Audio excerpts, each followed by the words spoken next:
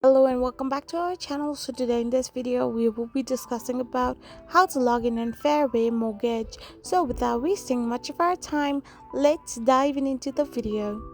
So to log in Fairway Mortgage, all you need to do is simply tap open a web browser of your preference and type in the URL www.apply.fairwaymc.com. Once you do this, you will end up in this interface where all you need to do is simply type in your email address and the password of your account and tap on the sign in option. This will allow you to get logged in into your Fairway Mortgage account.